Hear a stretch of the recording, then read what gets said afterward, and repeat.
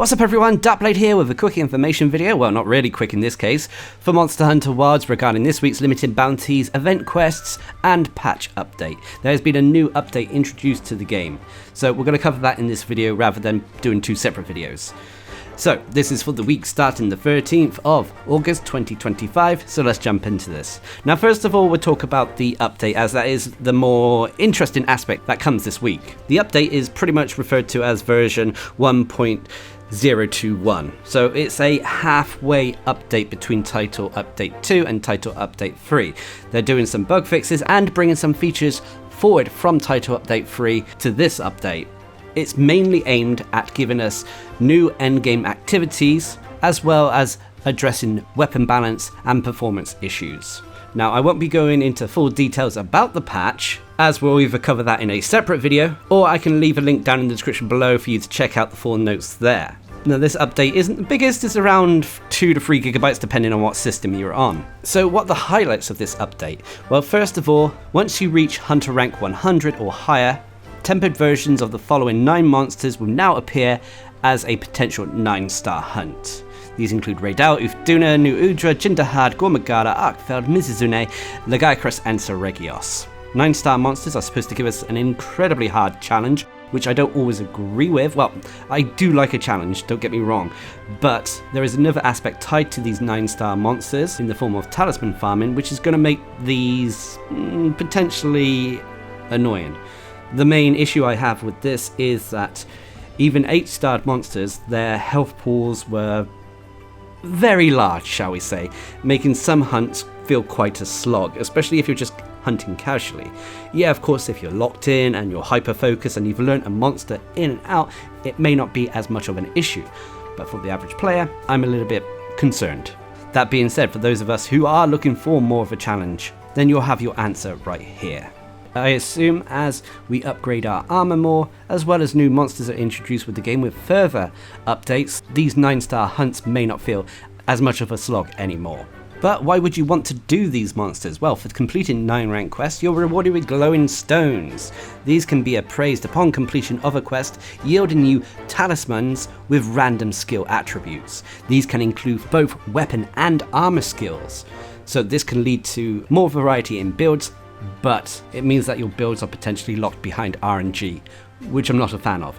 For those of you who experience the talisman system in Monster Hunter Rise Sunbreak, you'll know what to expect here. You'll receive your talisman with random skills as well as random decoration slots on them.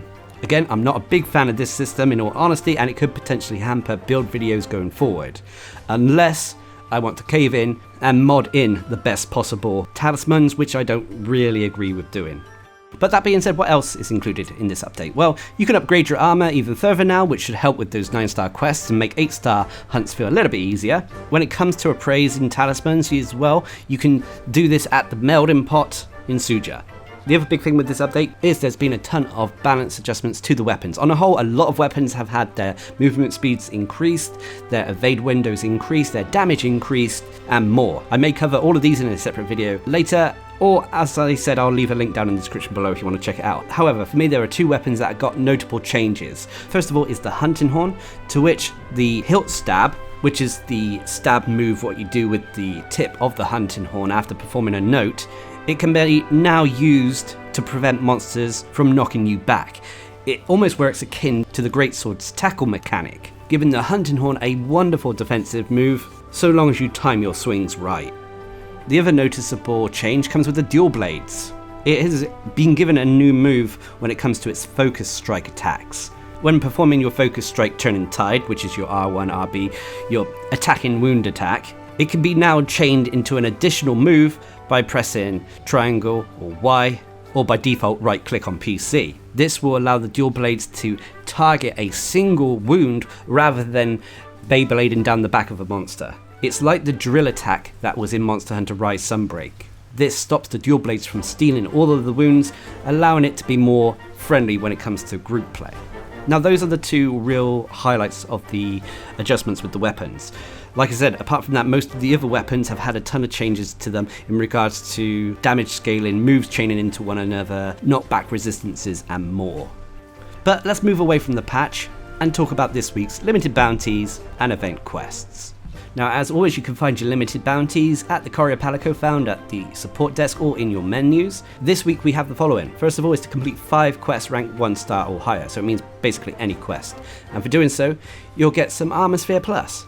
Next up is to complete 3 quests in the Ice Shard Cliffs. Again, this can be done at any rank. And for doing so, you'll get a Silver Meldon ticket and some advanced Armor Spheres. Next up is to hunt 5 large high-ranked Temnoceran monsters, which are the spider-like monsters. And for doing so, you'll get a Silver Relic ticket and some hard Armor Spheres. Afterwards, we have to hunt 3 Tempered monsters ranked 7 star or higher, which is normally some of the harder monsters in the game. And for doing so, we'll get some Orichalcite, Heavy Armor Sphere, and a Pick-a-Mill voucher. And then finally, we have to complete 1 quest ranked 9 star or higher, tempting us to try out the 9 star hunts in the game, I see. And for doing so, you'll get a Silver Talisman ticket that you can use to craft the random talismans, and 2 Pick-a-Mill vouchers. Of course, you also have your Arena limited bounties, Fishing limited bounties, and Endemic Life limited bounties if you're interested in doing them. Just a reminder as well that the Flame Fate Fest has ended, so the summer event is no longer going on. Thus, we have no longer got access to daily limited bounties, nor do we have access to the majority of event quests, as they've gone back into weekly rotations. As for the event quests, we have 4 of them this week, as I am not including the Arch-Tempered event quests, which are here permanently. That being said, we actually have 2 new ones this week. First of all is Wrecking Havoc in Wyveria, a 6-star high rank quest that requires hunters to be hunter rank 31 or above, and has players taking on a Tempered Guardian Fogel Anjanath in Wyveria. After completing this quest, we'll be rewarded with quite a few hard armor spheres that we can use to upgrade our armor. Next up is Eldritch Enigma, a 6-star high rank quest that requires hunters to be again hunter rank 31 or above, and has players taking on a Zhuwu in the Wounded Hollow, the arena map. And for completing this quest, we're rewarded with quite a few bonus hunter rank points. Obviously, both of these quests have been introduced to allow us to upgrade our armor even more, thanks to the cap being increased, as well as players get to that hunter rank 100 so they can tackle the 9-star hunts in the game. As for returning event quests, we have Tongue-Tied, a 5-star high rank quest that requires hunters to be hunter rank 21 or above, and has players taking on a Tempered Chupacabra in the Windward Plains. And for completing this quest, we're rewarded with hard and advanced armor spheres. So another armor sphere farming quest. And then finally we have Anguish and Atrocity, a 5-star high rank quest that requires hunters to be a hunter rank 21 or above, and has players taking on a Guardian Deshagma in Wyveria. And for completing this quest, once again, you're rewarded with bonus hunter rank, much like the Eldritch Enigma quest. So there we have it. Those are all the event quests and limited bounties we have this week, as well as information, well, the important information about the update. There is, of course, more information, which, like I said, I will cover in a separate video. But for those of you who just want a quick, brief overview, that is what has been included and the activities we have this week.